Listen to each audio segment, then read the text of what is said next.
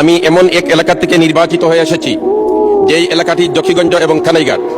এই জকিগঞ্জ সর্বপ্রথম পাক হানাদার থেকে মুক্তি লাভ করে 21শে নভেম্বর, এবং ওই 21শে নভেম্বর বিকাল 4 ঘটিকার সময় শহীদ রাষ্ট্রপতি জিয়াউর রহমান সাহেব করিমগঞ্জ হয়ে এই জকিগঞ্জের কাস্টম দিয়ে জকিগঞ্জে প্রবেশ করেন।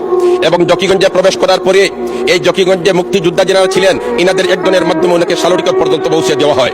অতএব দুঃখের সাথে বলতে হয়, এখন পর্যন্ত জকিগঞ্জকে প্রথম মুক্তাঞ্চল হিসাবে সরকারিভাবে ঘোষণা দেওয়া হয় নাই।